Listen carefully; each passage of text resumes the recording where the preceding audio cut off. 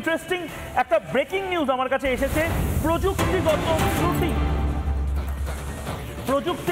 ত্রুটি এটাও একটি অত্যন্ত বড় খবর, সেই দিকে তাকাবো। কিন্তু তার আগে বালুরঘাটে, যেটা আমি বলছিলাম, বালুরঘাটে এগিয়ে বিজেপি প্রার্থী সুকান্ত মজুমদার বালুরঘাটের প্রার্থী এবং বিজেপি রাজ্য সভাপতি 746টি ভোটে এবার এগিয়ে গেলেন। অর্থাৎ সুকান্ত মজুমদার এতক্ষণ লাগাতার পিছিয়ে ছিলেন নির্মলতা, এখন 700 ভোটে এগিয়ে গেলেন, আবার হয়তো পিছিয়ে যেতে পারেন। মানে আবারও বলছি, মানে এটা অনেকের জন্য সর্বনাশের কারণ।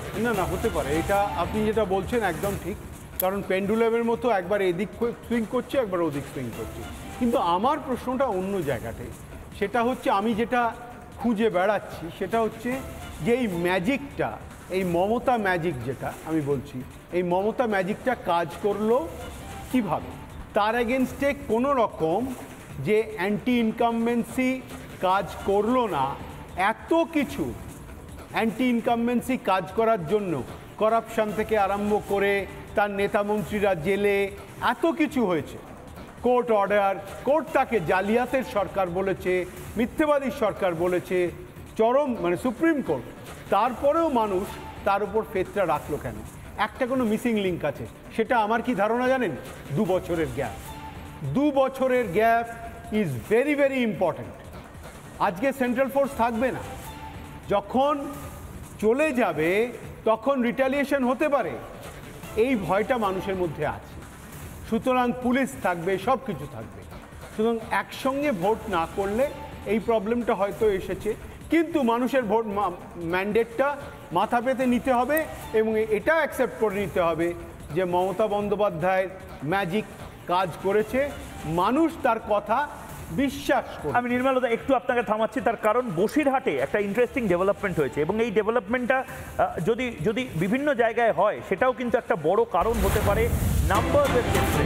এই মুহূর্তে অফিসিয়ালি বসিরহাটে প্রযুক্তিগত যে ত্রুটি, সেই ত্রুটির কথা বলা হচ্ছে। নাম্বারের ক্ষেত্রে দাঁড়িয়ে প্রযুক্তিগত ত্রুটি, এবং সেইটা ইলেকশন কমিশনের তরফ থেকে বলা হচ্ছে যে প্রযুক্তিগত ত্রুটির কারণে আবার নতুন করে যে নাম্বার অর্থাৎ সংখ্যা, সেই সংখ্যা ট্যালি করা হচ্ছে। বিট্টু আমাদের প্রতিনিধি এই মুহূর্তে ইলেকশন কমিশন থেকে রয়েছে। বিট্টু,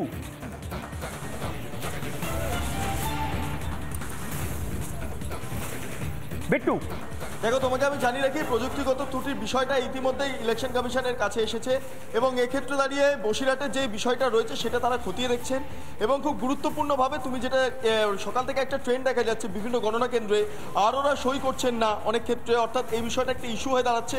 সমস্ত বিষয়টা ইতিমধ্যে নজরে এসেছে কমিশনের তরফে, গোটা বিষয়টা খতিয়ে দেখা হচ্ছে। আমরা যা খবর পাচ্ছি, প্রযুক্তিগত ত্রুটি যদি থাকে তাহলে সেক্ষেত্রে দাঁড়িয়ে গণনা প্রক্রিয়া আবারও কেচেগুন্ডুস করা হতে পারে, এমনও একটা খবর মিলছে। অর্থাৎ এই মুহূর্তে দাঁড়িয়ে সামগ্রিকভাবে গোটা পরিস্থিতির ওপর নজর রেখেছে নির্বাচন কমিশন। তোমাকে আমি প্রথমে জানিয়ে রাখবো, এই মুহূর্তে আমি যে পাইচার্টটা দেখতে পাচ্ছি, সেই পাইচার্টে কে কত ভোট পেয়েছে সে শতাংশের নিরিখে হিসেবটা দেওয়া রয়েছে। যদি আমি দেখি গেরুয়া অংশটা, এটা বিজেপির প্রাপ্ত ভোটের যেই সংখ্যা, সেই সংখ্যা অনুসারে পাইচার্ট তৈরি করা হয়েছে, যার মধ্যে বিজেপি 37.95% ভোট পেয়েছে। এবং শুধু তাই নয়, তৃণমূলের যেই হিসেবটা এই মুহূর্তে লক্ষ্য করা যাচ্ছে, দেখতে পাচ্ছি 46.60।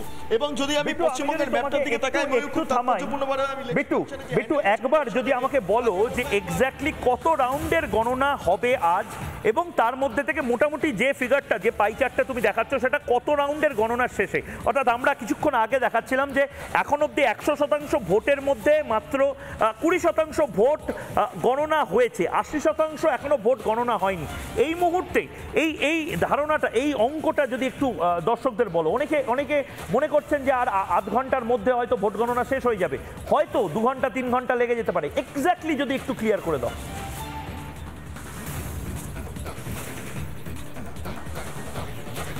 এবং ওই সবচেয়ে গুরুত্বপূর্ণ বিষয় যে গণনা হচ্ছে, গণনা মূলত বেশ কয়েকটা রাউন্ডে হচ্ছে। প্রথমত সর্বনিম্ন রাউন্ড হচ্ছে 9, 9 রাউন্ড, যদি মিডিল আমরা দেখি সেটা 17 রাউন্ড এবং সর্বোচ্চ 23 রাউন্ড। ইতিমধ্যে 8 থেকে 9 রাউন্ড পর্যন্ত গিয়েছে, অর্থাৎ সর্বনিম্ন রাউন্ড পর্যন্ত। এখনো কিন্তু অনেকটা রাউন্ড বাকি আছে, সেটা 17 রাউন্ড হচ্ছে মিডিল এবং তার পাশাপাশি যদি 23 রাউন্ড দেখি সেটা হচ্ছে সর্বোচ্চ, অর্থাৎ এখনো অনেকটা অংশই বাকি রয়েছে।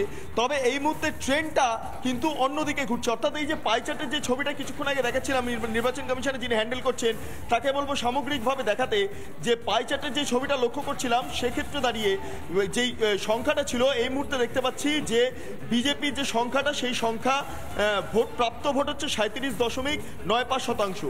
এবার যদি সামগ্রিকভাবে রাউন্ডটা যদি তৈরি হয়, মানে অর্থাৎ যে রাউন্ড 23 রাউন্ডের কথা বলা হচ্ছে বা 17 রাউন্ডের কথা বলা হচ্ছে সেটা যদি তৈরি হয় তাহলে সেক্ষেত্রে দাঁড়িয়ে ভোটটা অনেকটা বাড়তে পারে বিজেপির ক্ষেত্রে, কংগ্রেসের ক্ষেত্রে বাড়তে পারে, তৃণমূলের ক্ষেত্রে বাড়তে পারে বা সিপিএম এর ক্ষেত্রে বাড়তে পারে। অর্থাৎ এই বাড়ার সম্ভাবনা এবং কমার সম্ভাবনা কিন্তু এখনো পর্যন্ত রয়েছে, এটাই কিন্তু শেষ নয়, অনেকটা বাকি রয়েছে। খেলা বলা যেতে পারে যে একদম সকাল থেকে যেটা শুরু হয়েছে তা এখনো পর্যন্ত অব্যাহত এবং শেষ হতে হতে কার্যত বিকেল হয়ে যাবে।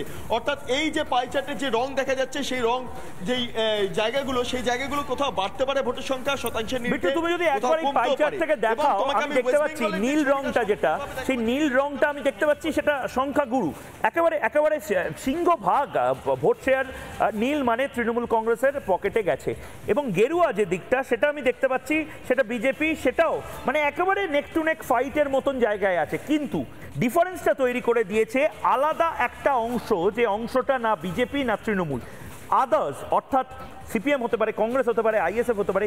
এই যে ভোট পার্সেন্টেজটা, এইটা যদি একবার আলাদা করে বলো, তার কারণ এদের মধ্যে থেকে মনে করা হচ্ছে অধিকাংশ তৃণমূল বিরোধী ভোট তারা পেয়েছে এবং সেটা বিজেপির জায়গায় তারা পেয়ে বিজেপির আসলে রক্তক্ষয়টা করানো হয়েছে। একবার যদি তুই ওই পার্টটা নিয়ে বলো।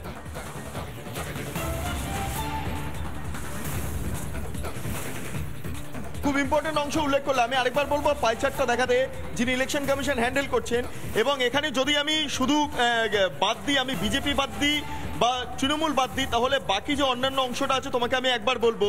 আদার্স পেয়েছে 3.47%, নোটা পেয়েছে 0.90%, কংগ্রেস যেটা পেয়েছে সেই সংখ্যাটা 4.64%, অন্যদিকে দাঁড়িয়ে সিপিআইএমএল লিবারেশন তারা পেয়েছে 0.01%, সিপিএম খুব গুরুত্বপূর্ণ, সিপিএম এর এই মুহূর্তে ভোট সংখ্যা 5.61%, সিপিআই পেয়েছে 0.18%, বিএসপি অর্থাৎ বহুজন সমাজ পার্টি তারা পেয়েছে 0.40% এবং forward block, all India forward block তারা পেয়েছে 0.24%। অর্থাৎ এই যে পাই চার্টটা তুমি দেখছো, তুমি যদি খুব গুরুত্বপূর্ণভাবে দেখো, তোমাকে আমি দেখাবো বিজেপির পাশাপাশি যে বাকি যে ভোট শতাংশটা সেটা কিন্তু অর্ধেক, পাই চার্টের অর্ধেকটা। অর্থাৎ খুব ইম্পর্টেন্ট তাৎপর্যপূর্ণ জিনিসটা যে পাই চার্টের এই অংশটা যেমন তৃণমূল পেয়েছে ঠিক একইভাবে বিজেপির এই অংশটা কমলা, কিন্তু বাকি যে আদার্স ভোটগুলো রয়েছে সেটা আইএসএফ হোক, সেটা কংগ্রেস হোক, সেটা বাম হোক, সেটা অন্যান্য বিভিন্ন দল হোক, সেইটা কিন্তু এতটা অংশ জুড়ে